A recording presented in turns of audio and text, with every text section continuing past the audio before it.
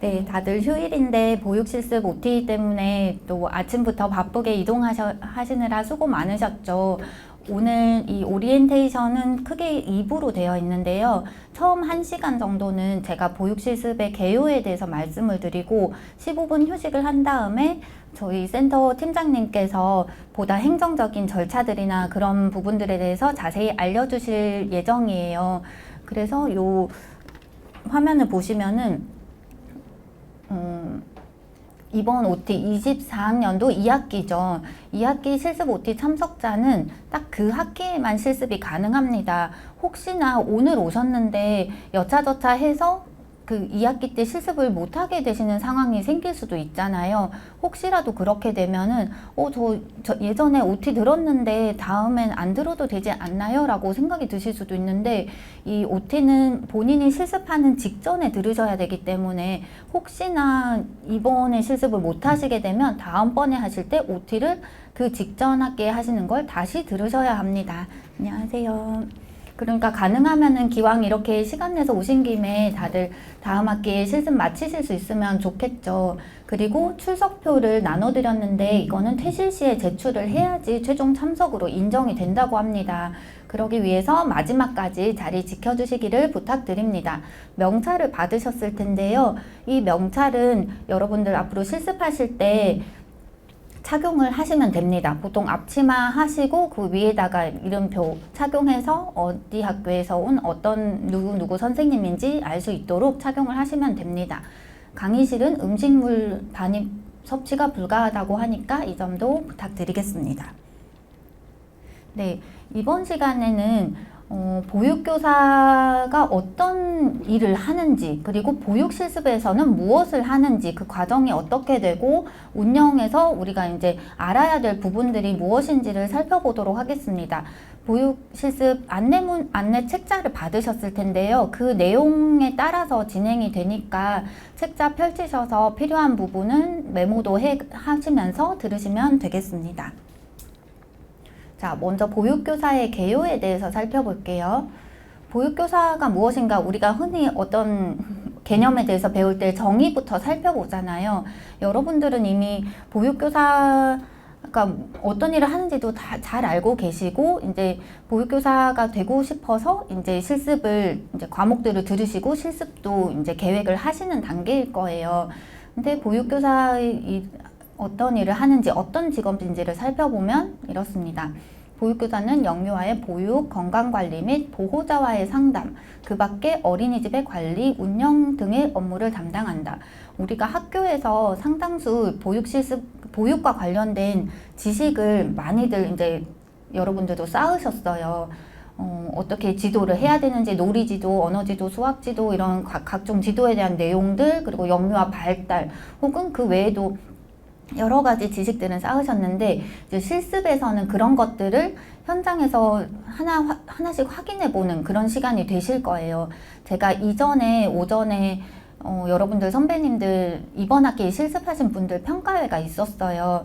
그래서 들어보면은 다들 그러세요. 학교에서 이렇게 배운 내용을 알고는 갔지만 거기서 보니까 이런 게 놀이중심 교육과정이구나, 이렇게 하는 거구나, 아이들이 싸울 때는 이렇게 지도를 하시더라, 이런 것들을 정말 생생하게 배우는 시간이죠. 그리고 보호자와의 상담, 사실 우리가 학교에서는 학부모와 상호작용하는 것까지는 직접적으로 배우긴 힘들잖아요. 뭐 학부모 상담 이런 것들 한 챕터씩 배우기는 하지만 좀 더 이제 현장에 나가서 학부모님들하고 인사도 하고 이제 그런 상호작용하는 법들을 해볼 수 있게 됩니다.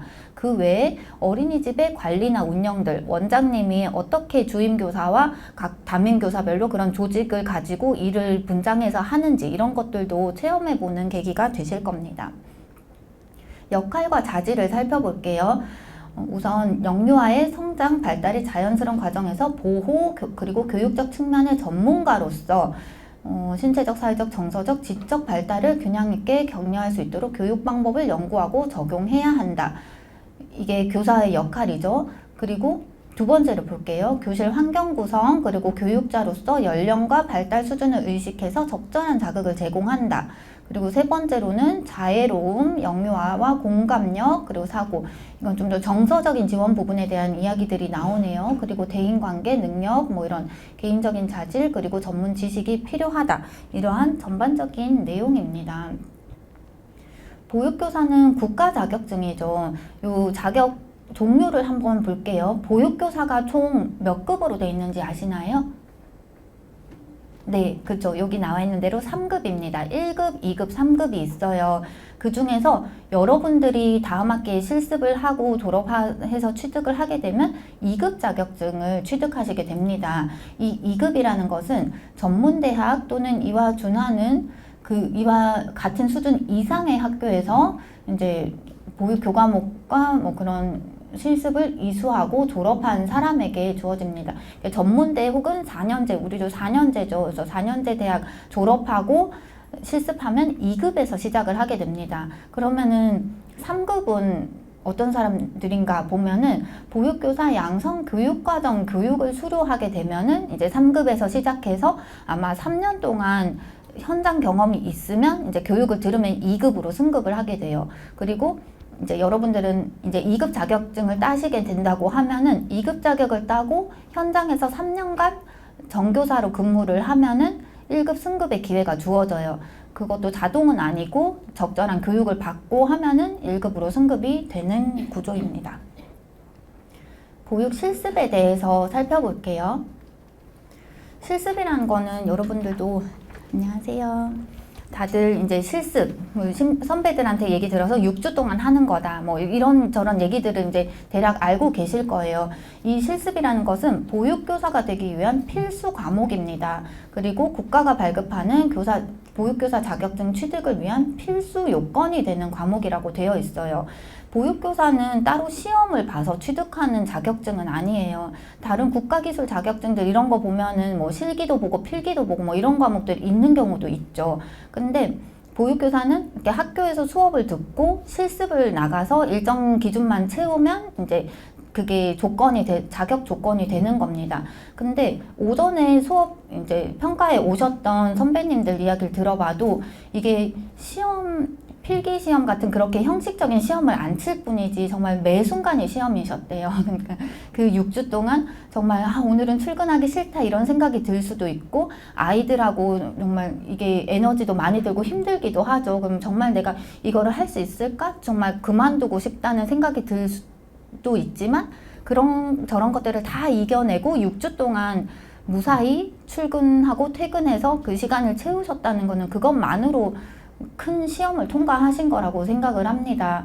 그래서 물론 다른 과목을 이수하는 것들 여러분들 뭐 대면 수업도 오시고 뭐 여러 가지 수업 들으면서 그런 것들도 중요한 조건들 중에 하나지만 거기에 플러스 이제 보육 실습도 그러한 과정의 일부다라는 것이죠. 목적을 살펴볼게요. 목적은 실습생이 학교에서 배운 이론과 지식을 현장에서 적용해보게 한다. 그리고 보육 실습의 중요성을 인식하고 또 예비 교사로서 역량을 함양한다. 라는 것입니다.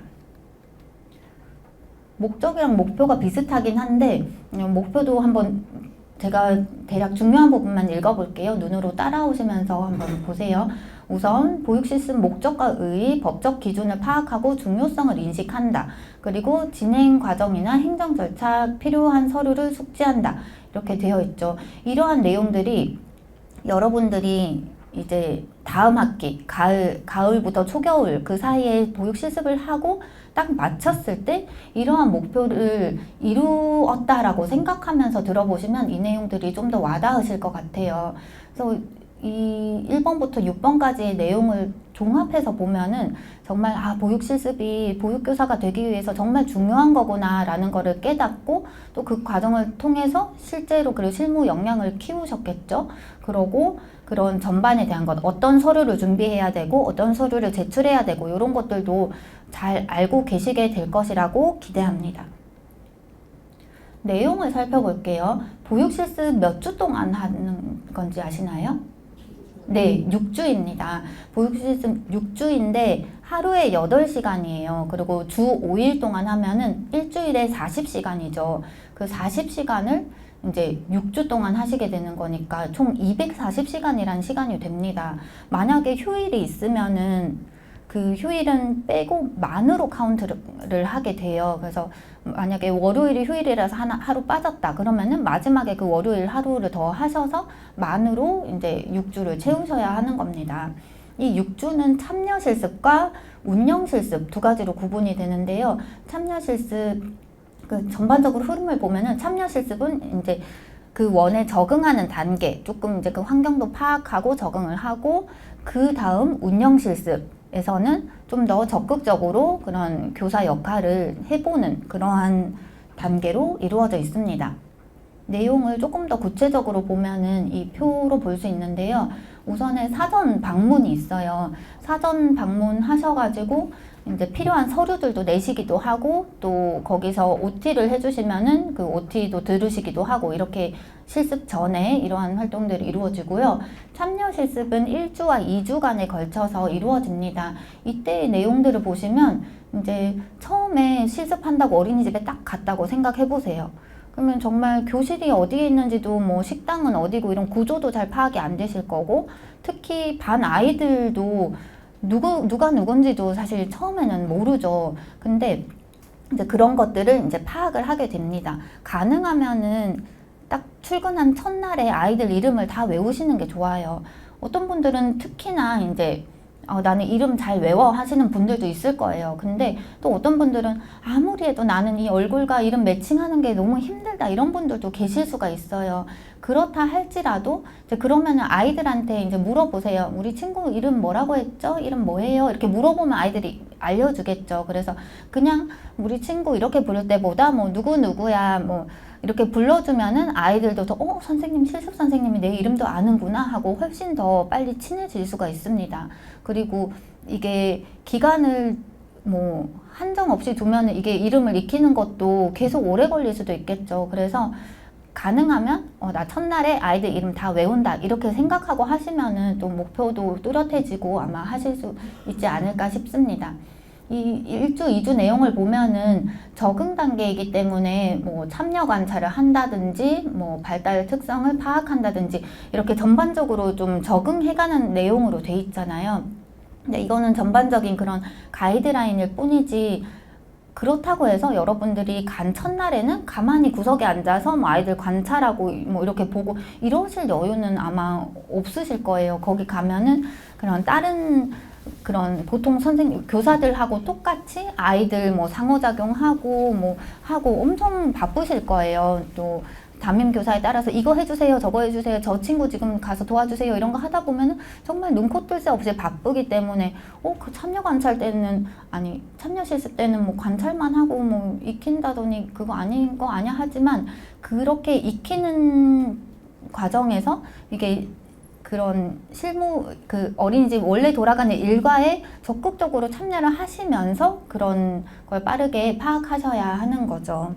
그러면서 첫날부터도 일지는 계속 작성을 하셔야 돼요. 일지는 매일 작성을 하게 되어 있고 거기에 대해서 지도 선생님께 보여드리면은 거기에 이제 피드백을 해주실 겁니다. 그렇게 보내고 운영 실습이 3, 4, 5, 6주라고 되어 있는데요. 여기에서 그 이전과의 차이점이라면 조금씩 실습생으로서 해봐야 되는 활동이나 그런 반일 보육, 종일 보육 이런 것들이 추가가 돼요.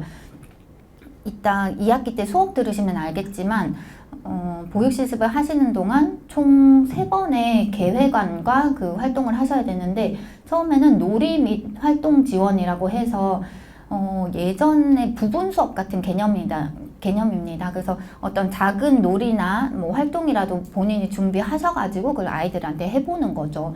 그리고 반일 보육은 등원부터 점심 먹고 낮잠 자기 전까지인 거죠. 그 시간을 교사 역할을 맡아가지고 능동적으로 해보는 것이고 종일 보육, 일일 보육은 등원부터 하원 때까지 교사 역할을 하는 것으로 되게 부담되겠죠. 이렇게 해보시는 걸로 점점 이제 실습생이 교사 역할을 맡아서 해보는 그런 정도가 늘어납니다.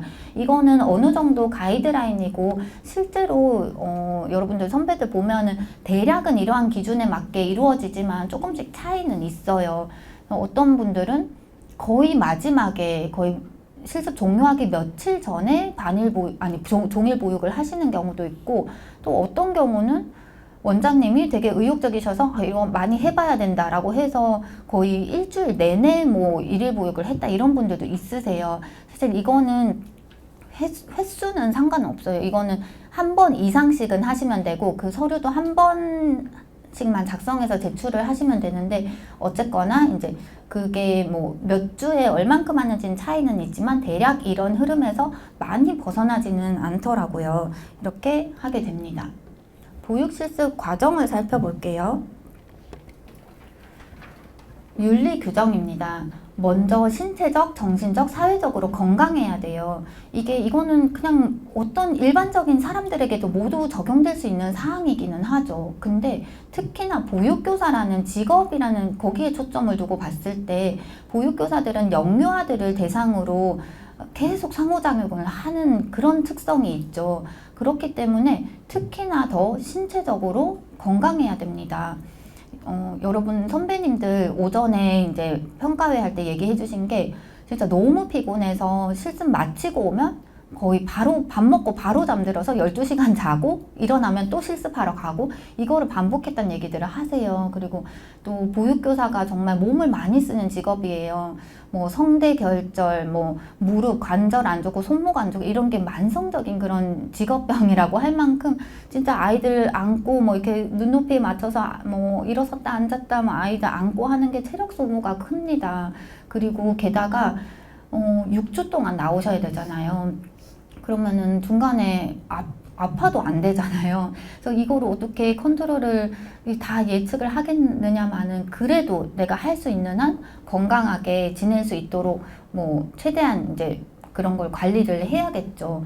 또 정신적, 사회적으로 건강해야 된다는 것도 있는데, 이게 성격에 따라서 원래 좀 텐션이 높고 좀 밝아 보이는 사람이 있기도 하지만, 워낙 좀 내성적이고 뭐 조용한 그런 게 스타일인 사람도 있잖아요. 근데 이게 영유아들을 대상으로 하다 보니까 나는 정말 아무 생각 없이 그냥 이렇게 무표정으로 있는 건데, 아이들한테는 그게 좀 무섭게 느껴질 수가 있어요. 지난 학기에도 제가 어떤 실습 기관에 방문을 갔는데, 원장님이 그러시는 거예요. 실습생이 되게 화난 표정으로 있어서 애들이 무서워한다고, 만일세 반인데. 근데 제가 그분 얼굴 알거든요. 수업도 들으셨고.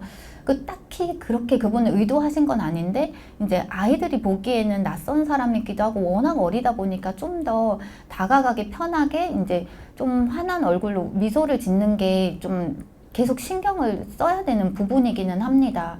그리고 또 거기도 사회잖아요. 그게 얘기를 들어보면 정말 원에서 선생님들끼리 사이가 좋고 으쌰으쌰 그게 잘 돼서 보육 선생님, 실습 선생님한테도 잘 대해주고 이런 곳이 있는 반면에, 뭔가 모르게 쎄하게 뭔가 그런 공기가 맴도는 것도 있어요. 그래서 보육 실습생이 오면은 뭔가 좀 눈치를 주고, 선생님 그렇게 하는 거 아닌데 뭐 약간 이런 식으로 뭐 알려주진 않는데 무시를 하는 것 같은 그러한 상황들이 있는데, 그런 상황에도 만약에 내가 놓여 있을 때 6주간 버틸 수 있을 것인가. 물론 잘못된 거는 얘기를 해야겠지만, 이게 일일이 뭔가에 이렇게 감정 소모를 하기에는 거기서 일어나는 그런 게 너무 많을 수 있어요.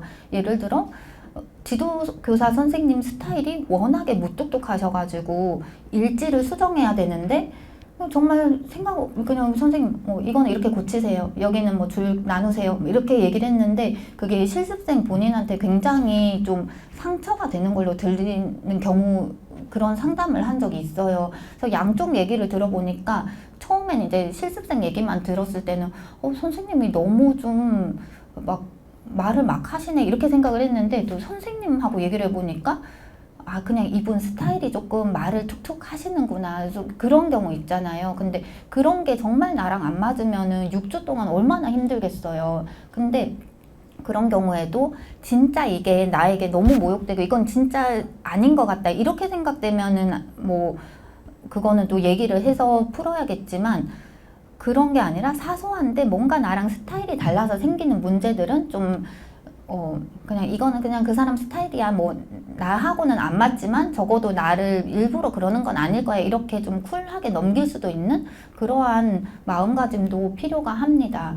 그리고 항상 긍정적이고 밝은 모습 갖도록 하고 영유아들이 본받을 수 있는 행동, 언어, 태도를 지녀야 하죠.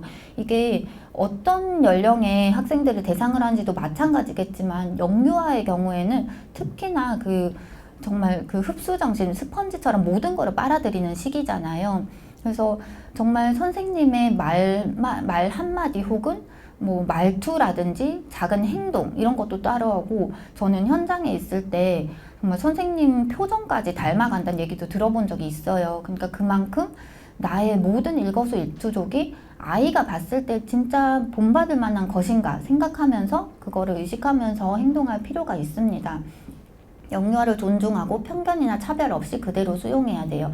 이 아이들의 행동이 아무래도 이 아이들은 발달하는 과정에 있다 보니까 보시면은 되게 좀 마음에 안 드는 그런 행동들이 있을 수도 있어요. 예를 들어 누가 봐도 명백하게 뭐 친구가 갖고 있는 장난감을 빼앗아요. 그런 거는 이렇게 교사의 입장에서 보면은 얘가 나쁜 거 한 거고 쟤는 피해를 입은 거 같고, 물론 그거에서 이제 뺏긴 아이의 마음을 이제 더 헤아려 주긴 해야겠지만, 얘는 왜 이래? 얘는 왜 자꾸 아이를 괴롭히는 거지? 이렇게 판단하기보다는 얘도 지금 커가는 과정이니까 이런 거야 하면서 적절한 이제 지원을 하기는 하되, 너무 그거를 이제 그렇게 바라보시면 안 되겠죠. 그리고 편견이나 차별 없이 그대로 수용한다라고 그죠. 이게 이 내용이고, 또 돌보고 지도하는 걸 즐거워하고 인내심이 있어야 한다고 하는데, 이게 말처럼 쉽지는 않죠.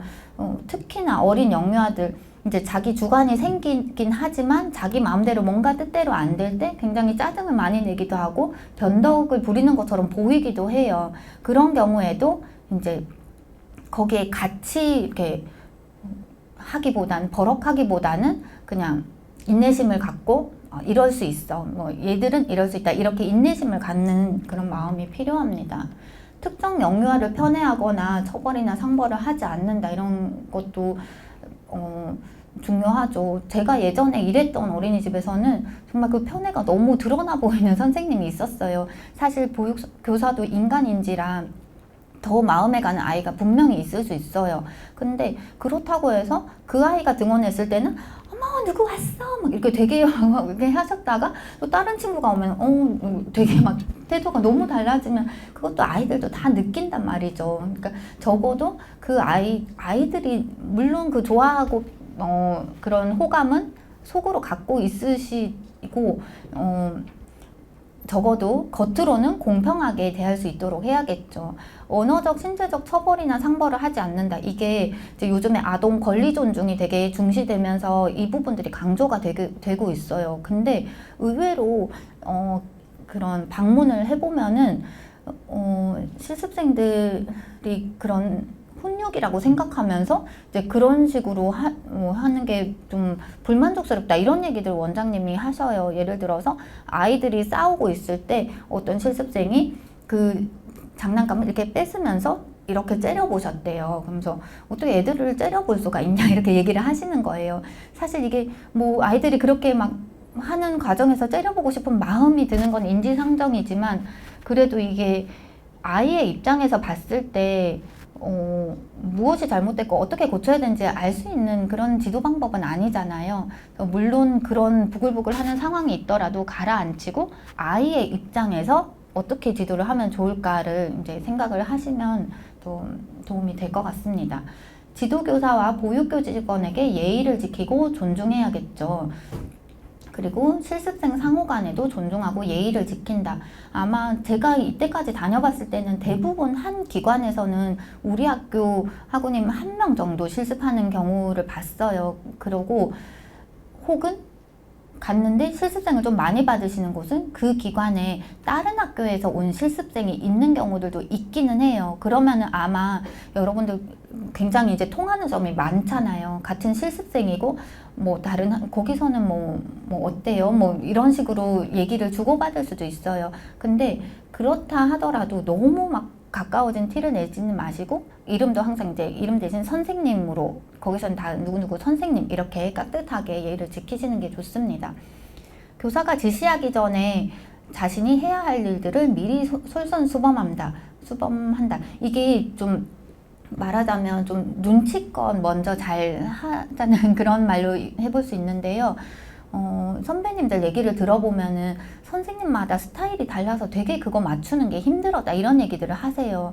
또 그게 분명하게 뭔가 얘기를 해주면 좋은데 뭔가 얘기는 안 하지만 뭔가 실습생한테 불만을 갖고 있는 것 같은 그런 느낌을 받을 수도 있거든요.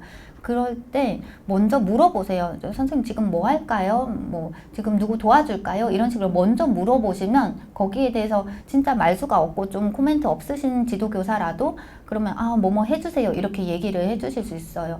예를 들어서 먼저 교실에 갔을 때 해야 되는 그런 루틴들이 있어요. 가령 뭐 창문을 열고 환기를 한다던가 어디 식당에 가서 간식을 가져온다든가 뭔가 그런 것들이 있거든요. 그날 만들어야 되는 교구가 있으면 교구를 만든다든가 이런 것들 눈치껏 봤을 때 뭐를 하면 좋을지를 해서 선생님 지금 이거 할까요? 이렇게 물어보시거나 그거를 모르는 경우에는 뭘 할까요? 이렇게 물어보시면 이제 그래도 상호간에 덜 답답한 거죠. 그렇게 먼저 다가가고 물어보는 게 필요합니다. 기간 중에 부여된 일에 대해서는 책임 있게 수행을 해야겠죠. 여러분들 활동 계획안도 제때 선생님한테 언제 내겠다 하면은 그때 맞춰서 내고 그렇게 이제 책임감 있는 모습을 보여주셔야 합니다. 학부모를 존중하고 예의를 지키되 개인적 관계를 맺지 않는다. 그리고 내부 정보를 외부로 유출하지 않는다. 영유아 신상 관련 정보를 유출하지 않는다. 이런 것들이 있어요. 이런 게 되게 기본적인 사항이죠. 근데 이런 경우들이 있어요. 예를 들어 실습 기간을 섭외하는데 잘 안 돼가지고 이제 본인 자녀가 있으신 이제 그런 학우님이 있었는데 본인 자녀의 친구 엄마한테 물어가지고 뭐 그 아이가 다니는 어린이집에 이제 실습을 하게 된 거예요. 그러면 사실 너무 잘 알잖아요. 그러니까 여기 어린이집에 뭐 어떠고 저떠고 이 얘기를 그 엄마한테 하는 거죠. 그러면은 사실 그런 것 때문에 원장님들이 실습생 받는 걸 되게 꺼려하세요. 왜냐하면은 아무리 실습생이 뭐 잘하고 외부 정보 유출하지 않는다고 해도 외부인이 들어와 있다는 것 자체만으로 거기서는 굉장히 신경이 쓰이고 또 지도도 해야 하기 때문에 부담이 가는 일인데 거기에서 이제 어린이집들은 그 동네 학부모님들의 평판에 엄청 예민하시죠. 그래서 거기서는 뭐 좋은 일도 나쁘게 들리고 나쁜 일은 더 나쁘게 와전될 수 있는 게 이제 학부모님들 입을 거쳐서 가면서 하는 일인지라 아예 원해서 어떤 일이 있었다라는 거는 이제 이야기를 안 하시고 정말 그게 누가 봐도 명백히 뭐 아동 학대처럼 뭐 그런 일이 있었다 할지라도 근데 그건 좀 딜레마 상황이긴 하죠. 근데 그런 건 잘 없다는 가정 하에서 웬만한 일은 진짜 외부에 얘기하지 않는 것으로 해야겠죠.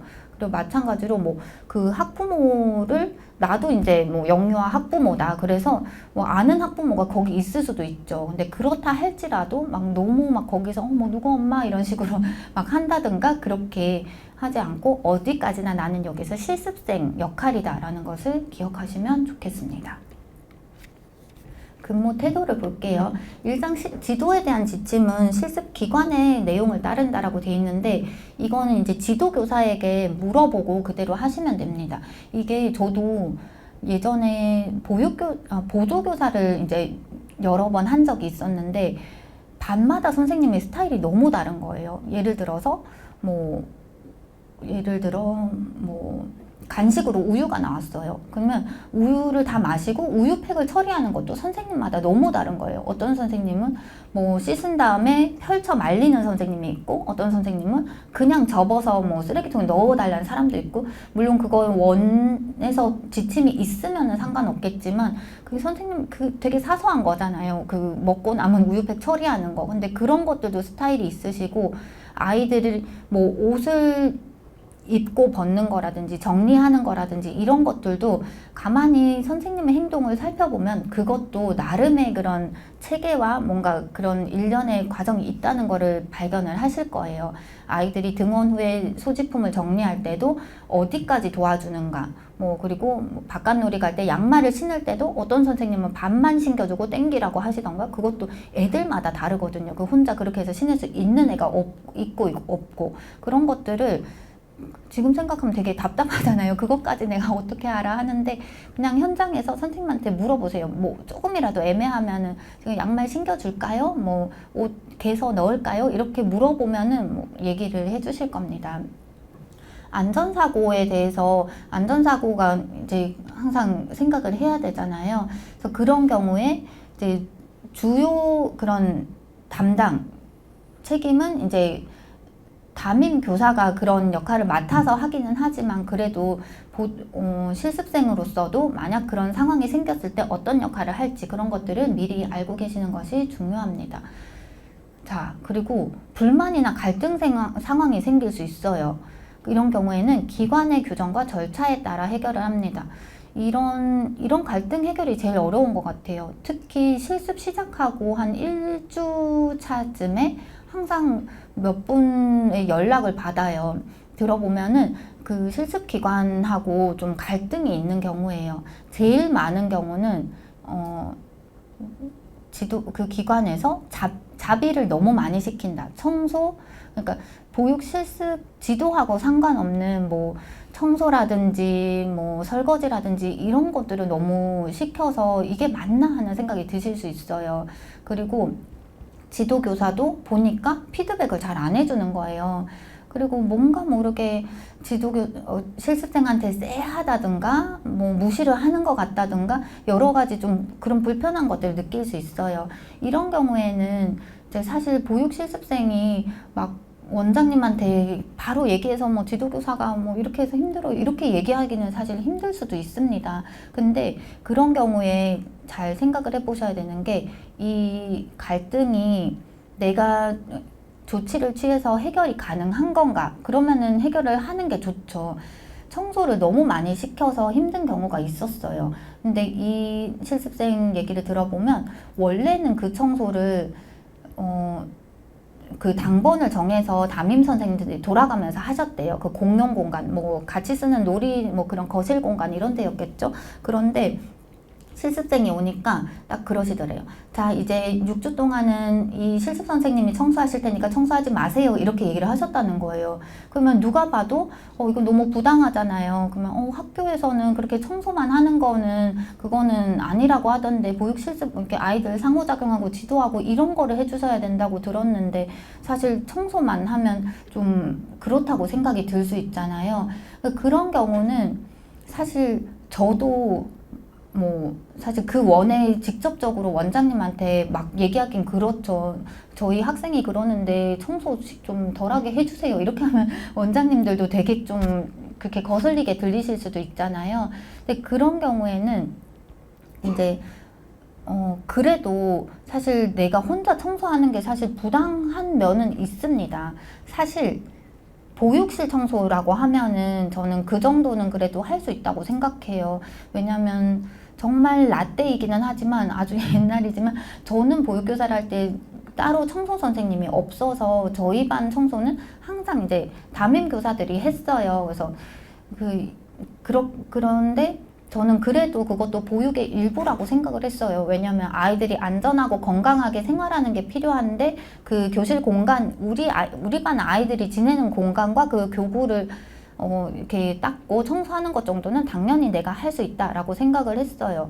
근데 뭐 갑자기 안 하던 뭐 바닥 마루를 다 드러내고 대청소를 한다든가 도서실에 있는 책을 다 정리를 시킨다든가 이런 일이 생길 수도 있거든요. 왜냐면 어린이집에서도 실습 규정에 대해서 듣기는 하지만 간혹 좀 옛날 마인드를 가지셨거나 하면 실습생 오니까 그동안 못했던 그런 일들 좀 막 부려먹자 막 이렇게 좀 생각을 하실 수도 있단 말이에요. 근데 이게 봤을 때 그런 것 때문에 너무 몸이 힘들면은 이제 얘기를 하시고 이제 그것도 좋게 이제 원장님께 말씀은 드려봐야겠죠. 그렇게 해서 해결이 되기도 하지만 또 그게 정말 못 견디는 상황이 될 수도 있잖아요. 그럴 때는 가능하면은 그거를 빨리 판단을 하셔가지고 진짜 여기서는 왠지 안 될 것 같다, 6주를 다 못 채울 것 같다 하면은 차라리 그만두고 빨리 다른 곳을 찾아보면은 이거를 2학기 내에 그 정해진 기간 내에 마칠 수도 있기는 해요. 근데 그래서 만약에 1주차 때 뭔가 이런저런 것들 때문에 마음이 힘드시면은 저한테 연락을 주세요. 그러면 저도 들어보고 이 정도는 그냥 좀 하다 보면 괜찮아질 만한 일인지, 아니면 이 정도는 그냥 아예 그냥 원을 옮기는 게 나을지, 이런 것들을 같이 얘기해 드릴 수가 있거든요. 만약에 이제 9월이거든요. 2학기가 9월인데 추석 끝나고부터 시작이니까 9월 중순부터인데 6주잖아요. 그러면은 그 9월 중순에 시작했는데 뭐 첫 주에 좀 하니까 좀 아니다 싶으면은 빨리 구해서 뭐 10월 초에만 시작을 해도 뭐 11월 중순 전에는 마치면 사실은 가능할 수도 있어요. 근데 혼자 너무 고민을 하다가 나중에 진짜 못 참겠다 해서 나중에가 되면은 그거는 원을 바꾸기에는 너무 늦어버리는 타이밍이 생길 수 있어요. 그러면은 기껏 이렇게 계획을 하시고 실습 마치는 걸 목표로 했는데 이제 실습도 못 마치게 되는, 중간에 고생만 하고 그렇게 되는 경우들이 생기거든요. 그래서 보시고 이런 청소라든지 잡일을 너무 많이 시켜서 혹은 심리적인 문제로 힘들다 하면은 거기서 이제 어떻게 할지를 빠르게 결정을 하시는 게 도움이 됩니다.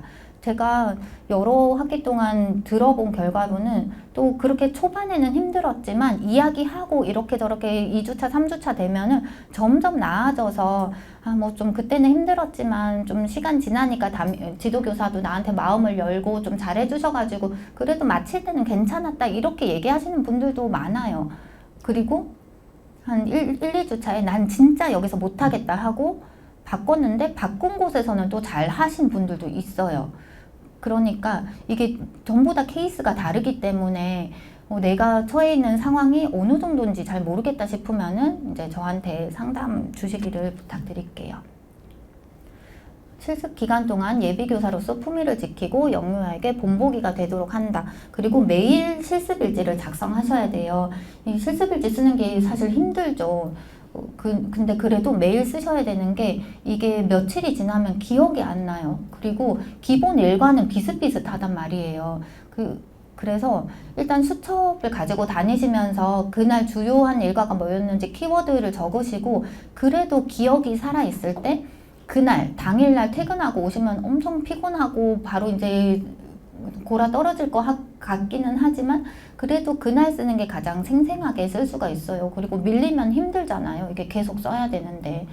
그러고 보육활동하기 전에 활동계획안, 놀이 및 활동계획안, 반일 활동계획안, 일일 보육계획안, 이렇게 세 가지를 이제 제출하게 되실 텐데요. 그거는 계획안 제출하면은 선생님이 피드백을 주실 거예요. 뭐 이 활동할 때 뭐 우리 반 아이들은 스티커 혼자 떼기 힘드니까 조금 여기 떼주셔야 될 것 같다, 이런 되게 세세한 부분이라도 실제로 수행을 했을 때 이게 시행착오는 없을지 이런 부분들을 체크를 해주실 테니까 그런 부분들을 반영해가지고 또 최종안을 만들게 되죠.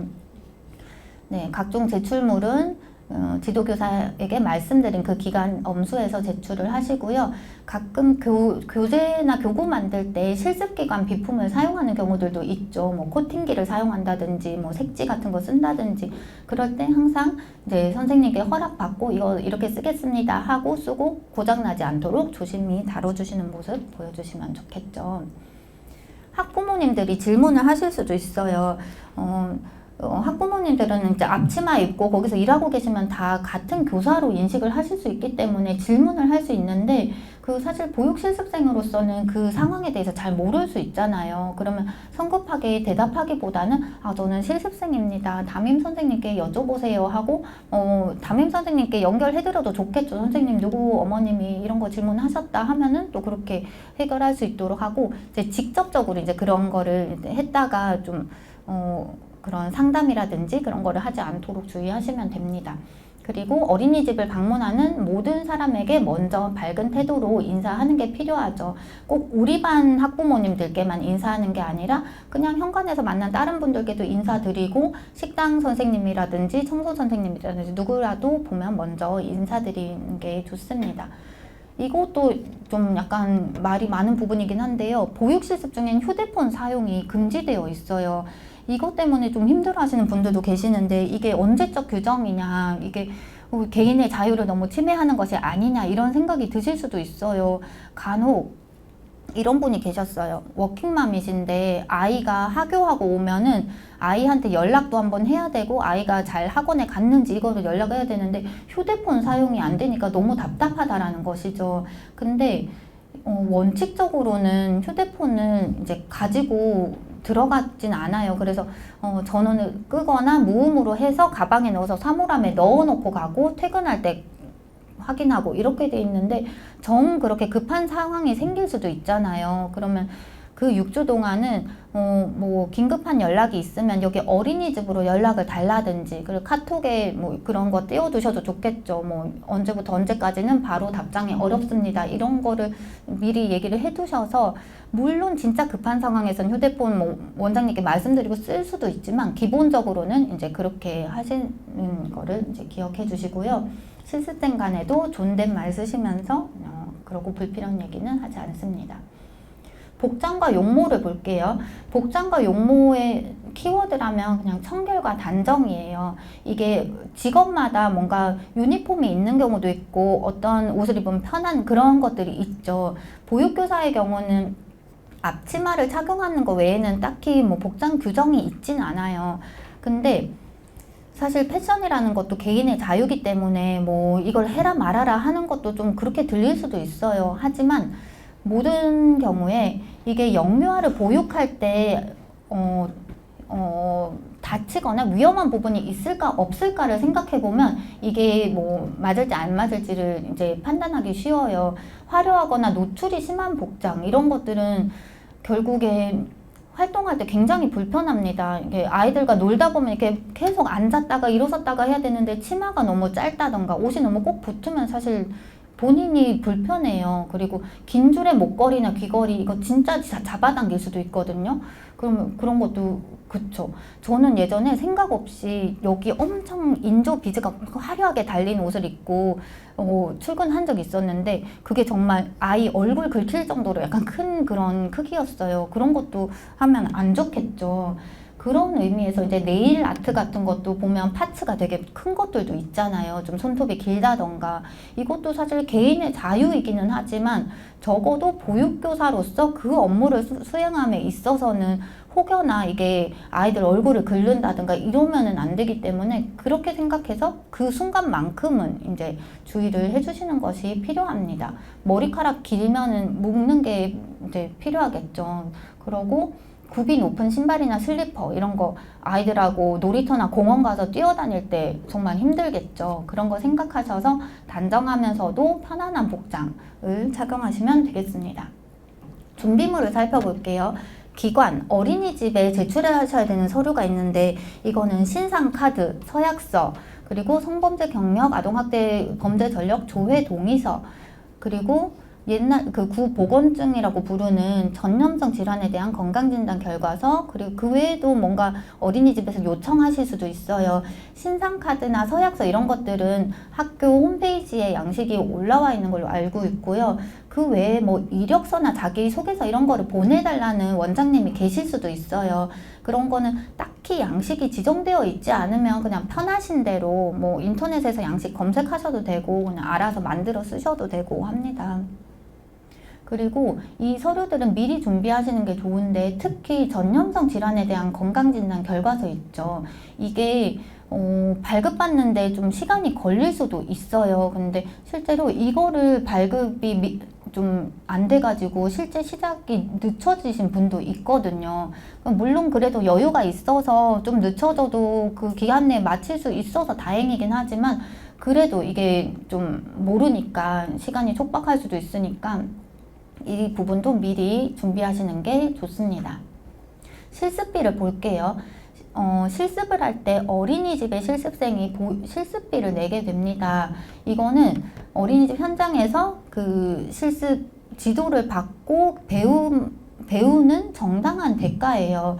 이렇게 생각되실 수도 있어요. 내가 8시간이나 여기 이렇게 있는데 돈을 받고 일하는 것도 아닌데 실습비까지 내야 된다고? 이렇게 생각이 들 수도 있죠. 근데 어디까지나 실습생은 거기에서 일을 하는 신분이 아니고 그 배우는 그런 학생입니다. 그렇기 때문에 실습비를 내게 되는데 제가 돌아다니면서 물어봤을 때 한 20만 원 전후가 많더라고요. 좀 15만 원 이렇게 받으시는 데도 있고 20만 원이나 조금 그거보다 위도 있고 정말 감사하게도 안 받는 곳들도 있기는 했어요. 실습생이 너무 우리 원에 도움을 많이 주셔서 월급은 못 드릴 망정 그래도 우리는 실습비는 안 받는다 이러면은 감사하겠지만 그거는 뭐 내가 선택할 수 있는 문제는 아니에요.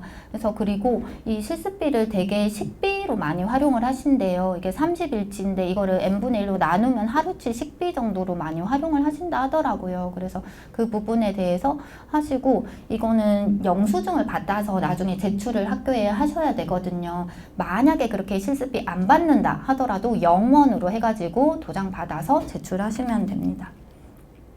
준비물 볼게요. 이름표 아까 받으신 그 명찰 있죠. 그거 착용하시고 수첩과 볼펜이 필요합니다. 수첩과 볼펜은 근데 은근히 이거를 안 갖고 하시는 분도 있더라고요. 근데 수첩과 볼펜이 없으면 진짜 아이들이 뭐 했는지 하나도 기억이 안 나요. 그래서 정말 간단하게라도 키워드라도 적어 놓으면 아 맞아 이때 이거 했지 이렇게 장면이 좀 연상이 되는데 그렇기 때문에 수첩과 볼펜은 꼭 갖고 다니시기 추천드리고요. 앞치마를 착용하니까 보통 앞치마에 주머니가 있어요. 거기에 넣고 다니면서 쓰시면 되고 카메라나 녹음기 이런 거는 사실 여러분들이 뭐 활동 계획안 같은 거 쓸 때 사진이 필수는 아닙니다. 그래서 거기서 필연적으로 사진을 찍어야 될 일은 잘 없지만 그래도 내가 뭔가 이 계획한 활동에 대해서 사진 남기고 싶다 하면은 지도 선생님께 그리고 원장님께 반드시 상의하고 왜냐면 아이들 초상권 문제가 있기 때문에 그런 부분들 상의하셔가지고 이제 진행하시면 됩니다. 보육실습 운영 볼게요. 이제 규정 부분인데요. 여기에서는 보육실습 기관 선정할 때 어떤 조건을 봐야 되는지 그리고 지도교사의 조건은 뭔지 이런 것들을 보는 거예요. 보육실습 기관 여러분들이 이제 앞으로 이제 섭외하셔야 되는 기관 특성을 보면 정원이 15명 이상 그리고 평가 인증이나 평가제 결과 AB 등급인 어린이집 이렇게 되어 있어요. 그리고 잘은 없지만 교육과정과 방과 후 과정을 운영하는 유치원도 가능해요. 그래서 가끔 유치원에서 실습하시는 분도 계세요. 이게 사실 유치원이나 어린이집이나 그러니까 유아반의 경우에 사실 하는 활동은 비슷하다고 볼 수는 있거든요. 그래서 교육과정하고 방과 후까지 하면 얼추 어린이집에서 하는 것처럼 오후 일과까지 경험할 수 있다라고 생각되는 경우에는 할 수도 있는 것이죠. 영세반이나 실습 부실 운영기관, 뭐 유관기관, 예를 들어 뭐 우리 어머니가 어린이집을 하시는데 거기서 한다든가 내가 뭐 여기서 조리사로 일을 하고 있는데 이 어린이집에서 실습을 한다든가 이런 것들은 금지되어 있어요. 왜냐하면은 그런 곳에서는 객관적으로 서로 그 지도를 해주기가 어려운 상황들이 있어요. 그럼 예를 들어 뭐 원장님 뭐 자제분이 실습을 한다라고 하면은 그 지도교사도 뭔가 이 평가 점수를 낼 때도 뭔가 잘 줘야 될 것 같고 뭔가 지도하는데도 더 부담이 된다던가 여기서 조리사로 일하셨던 분이 실습을 한다고 하면 또 뭔가 신경이 쓰일 수도 있고 그렇죠. 그래서 그렇게 조금이라도 유관 그런 관련이 있는 곳에서는 실습을 하지 않도록 합니다.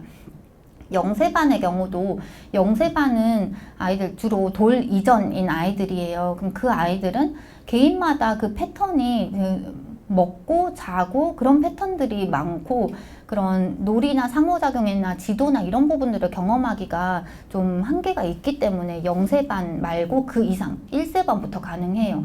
만약에 원장님이 영세반 얘기를 하시면은 영세반은 안 된다고 들었는데 다른 연령으로 한다고 말씀을 드리셔야 합니다. 어린이집 종류가 이렇게 있어요. 국공립, 사회복지법인, 법인 및 단체, 민간, 직장, 가정, 협동 어린이집. 이게 정부에서 공식적으로 분류하는 7가지 유형인데요. 이 중에 이게 어린이집마다 되게 특성이 달라요. 그래서 국공립 같은 경우는 좀 더 뭐 체계가 잡혀 있는 느낌이 들기도 하고 또 그렇다고 꼭 국공립이 마냥 좋은 것은 아니고 여러분 선배들 보면 국공립이나 법인, 민간, 가정 이런 데서 다양하게 하세요. 그래서 그런 것들은 아마 여러분들 거주지도 좀 생각을 해서 근처에 있는지 또 생각하셔야 되고 또 거기서 받아주셔야 되니까 그런 여러 가지를 이제 살펴서 이제 결정을 하게 됩니다. 지도교사 규정을 볼게요. 지도교사는 1급 자격증을 갖고 계셔야 돼요. 보육교사든 혹시 유치원에서 하더라도 유치원 전교사 1급 자격이 있어야 합니다. 1급이 되려면 이제 4년제 대학 졸업하면 2급 자격증 딴다고 했죠. 2급 자격증을 따고 현장 경력이 3년 이상인 사람입니다. 그 정도는 돼야지 적어도 예비 보육교사를 이렇게 지도하고자 할 때 충분히 이제 그런 역량이 된다고 보는 것이죠. 가끔 이런 경우 있어요. 원장님이 또 나는 이제 1급 교사인 선생님한테서 실습을 하는데 어떤 다른 반이 오늘 동물원에 현장학습 간다고 거기 좀 따라가 달라고 하는 경우가 있어요. 근데 그 현장학습 따라가는 반은 선생님이 2급 자격증인 거죠. 이런 상황이 생길 수 있어요. 원장님도 이 규정들 다 생각하지는 않고 그냥 일손이 부족하니까 오늘은 여기 좀 도와주세요 이렇게 얘기할 수도 있지만 그렇게 되면은 여러분들은 그날 하루 현장학습 따라간 거는 인정을 못 받을 수 있어요. 그러면 하루를 더 하셔야 되면 그게 얼마나 힘든 일이에요. 도와드리고 인정도 못 받고. 그러니까 그러한 부분들이 생기면은 꼭 뭐 만약에 그 따라가는 반이 1급 자격을 갖고 계시다. 그러면은 상관없긴 하지만 그것도 다 보고를 해야 됩니다. 그러면 글로벌 자격관리센터 얘기해서 그 하루 따라간 그 교실의 교사의 자격 번호까지도 드려야 되기 때문에 좀 번거로운 부분들이 있어요. 그래서 제일 좋은 거는 그냥 6주 동안 여기 등록된, 전산에 등록된 그 학급의 그 교사한테서 마치시는 게 제일 이상적입니다. 실습기간 6주라고 말씀드렸죠. 하루에 8시간인데 그러면 9시부터 6시 하면은 10시간이잖아요. 9시간이구나. 10시, 9시간. 인데요. 아무튼 이 중에서 이제 사람에 따라서는 중간에 휴게 시간을 갖지 않으면은 9시부터 5시까지 해서 마치기도 하고, 원에 따라서는 휴게 시간을 주기도 해요. 근데 휴게 시간을 준다고 해서 일반 사무직처럼 뭐 밖에 나가서 뭐 점심을 먹고 들어오고 이런 휴게 시간의 개념이 아니라 그냥 원 안에 있는 조용한 공간에서 뭐 아이들이 낮잠 잘 때 분리된 뭐 도서실 그 옆에서 뭐 일지를 정리하던가 이런 정도의 휴게 시간이지 그게 막 이탈해서 다른 데 갔다 오고 이런 개념은 아닙니다. 그리고 중요한 거는 동일 학기는 2회에 나누어서 실시 가능하다고 하는데 이게 사람이 살다 보면 일정이 생길 수 있잖아요. 6주 동안인데 갑자기 아이가 아프다, 입원을 해야 된다든가 뭐 학교에서 부모 참여 수업을 한다 이런 경우 있을 수 있어요. 근데 한 번은 분할이 가능하긴 하지만 이것도 사실 뭐 굉장히 바람직하고 권해드리고 싶은 방법은 아니에요. 제일 좋은 거는 6주 동안 한 번도 빠지지 않고 그냥 연속으로 하시는 게 중요한데, 만약에 불가피하게 뭐 하루 정도 뭐 쉬었다가 다시 하게 되면 한 번 분할이 되는 거거든요. 그런 것도 보육진흥원에서 뭐 사유를 들어보고 뭐 오케이 해줄 수는 있어요. 근데 그것 그렇다고 해서 난 분할 한 번 할 수 있으니까 이날 한 번 쉬어야겠다 이렇게 생각을 하셨다가 그 다음에 뭔가 또 일이 생길 수 있단 말이죠. 특히 자녀가 어리거나 뭐 꼭 그렇지 않더라도 일이 생기면 또 분할을 못 해요. 그러면은 그게 실컷 한 2, 3주 동안 고생해서 했는데 그게 인정을 못 받고 중도 하차하게 되면은 너무 아깝잖아요. 그래서 가능하면 6주간은 별일 없이 뭐 아이들이 아프더라도 뭔가 부탁을 할 수 있는 뭐 부모님이라든지 뭐 다른 그런 것들을 생각을 해 두시고 가능하면은 그때 마치시는 것이 좋습니다.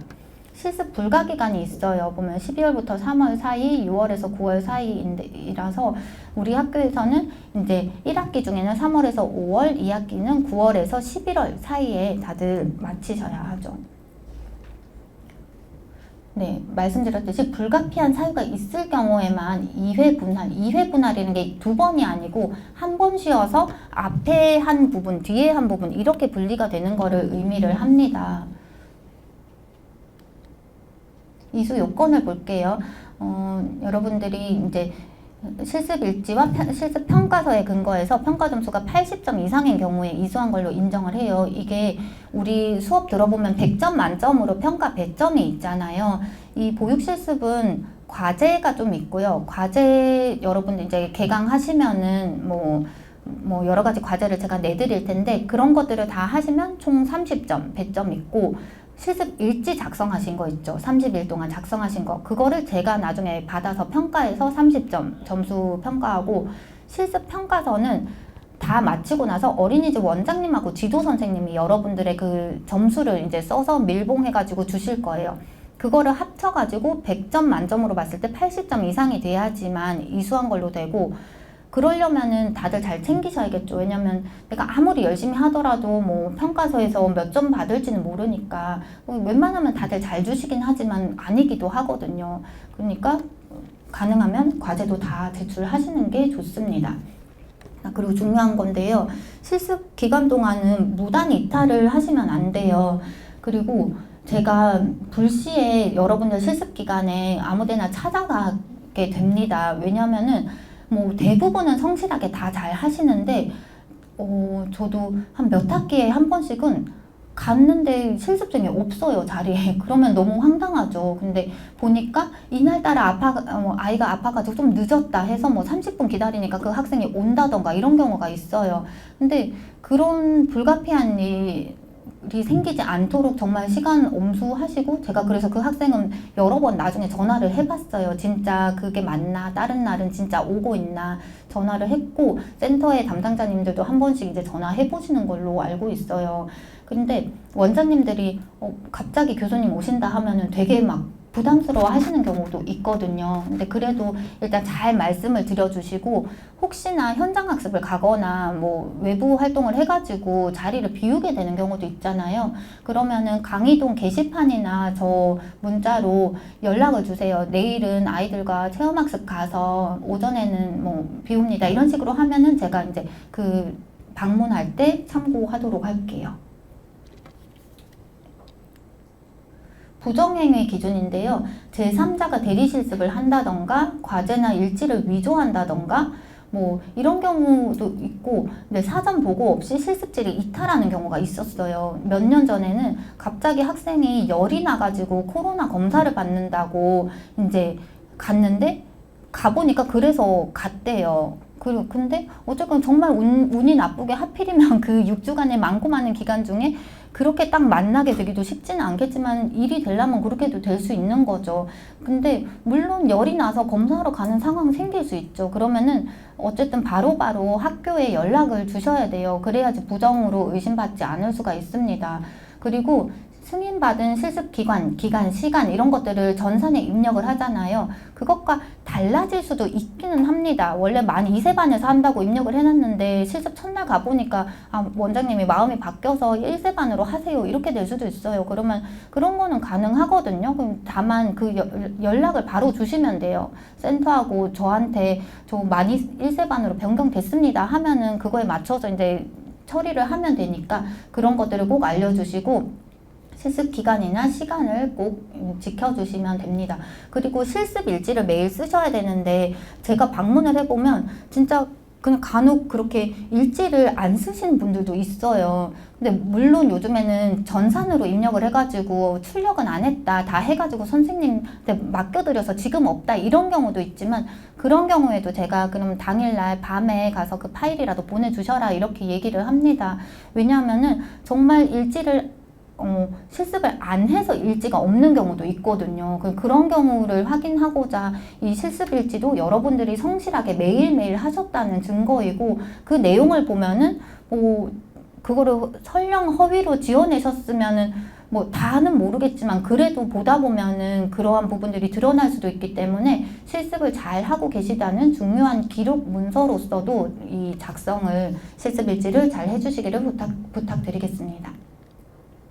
절대 하면 안 되는 행동은 학부모 상담이라든지 차량 지도, 그리고 대체 교사나 뭐 통합 보육 이런 것들은 보육교사 자격증을 갖고 있는 사람이 해야 됩니다. 만약에 이런 거를 여러분들이 하게 되시면은 여러분들만 문제가 되는 게 아니라 그 원에서도 법에 어긋나는 거기 때문에 이런 부탁을 받으시면은 꼭 학교로 연락을 주시고 원장님께도 말씀드려 주시기 바랍니다. 운영 단계는 이렇게 1단계부터 7단계가 있는데요. 지금은 이제 자격 요건, 내가 실습할 요건이 되나 살펴보시고 오늘 OT에 오셨죠.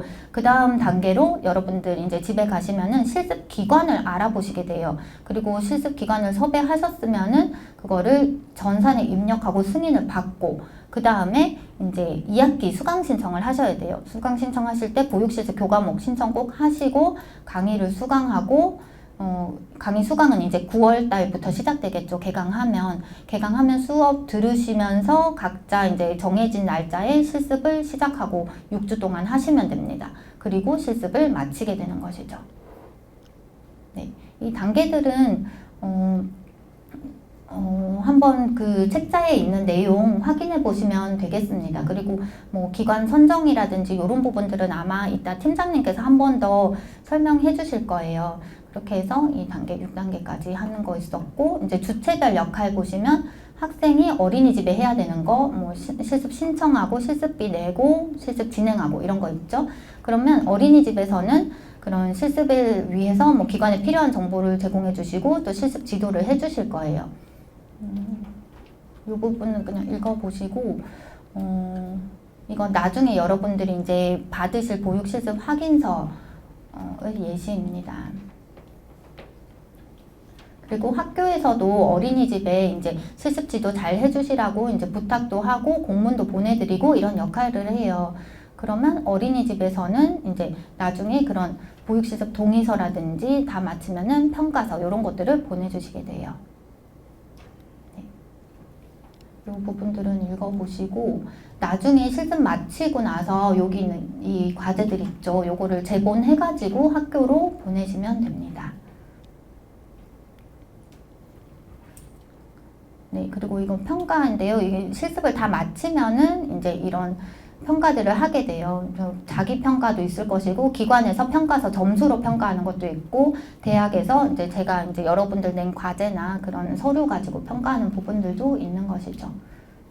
네, 제가 이렇게 했는데 사실 요 15분 쉬고 나서 팀장님께서 좀 더 실무적인 부분을 설명을 해주실 거예요.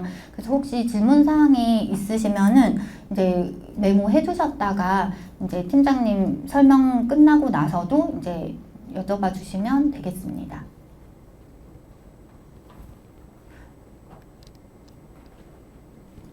그리고 또 전달 사항이면은 우리가 개강하고 나서 9월 7일에 특강을 하게 돼요. 이게 오늘이 6월 15일이잖아요. 그러면은 여러분들 실습 시작하기까지 3개월 정도의 시간이 있어요. 그래서 오늘 봤던 내용들이나 그런 것들이 좀 다 잊혀지거든요. 그래서 9월 7일 정도면 이제 실습 빨리 시작하시는 분들은 실습 시작 전 바로 직전인데 그때 또 한번 이제 제가 일지는 어떻게 쓰고 또 거기서 이제 필요한 마음가짐 이런 것도 한 번 더 정리해서 알려드리려고 해요. 그래서 지난 학기도 이렇게 한번 실습 전에 특강으로 듣고 나가니까 좀 더 마음가짐도 잡고 더 잘 할 수 있었다 이런 반응들이 있으셨어요. 그래서 9월 7일에 줌으로 특강을 할 거예요. 그래서 그때도 다들 꼭 참석해 주시면 좋겠습니다. 네, 10분 휴식하고 2부 진행한다고 해요. 끝까지 이따가 출석표 내셔야 되니까 중도에 나가시지 마시고 10분 쉬시고 끝까지 꼭 자리 지켜주시길 부탁드리겠습니다. 네, 그러면 휴식할게요. 네, 수고 많으셨습니다.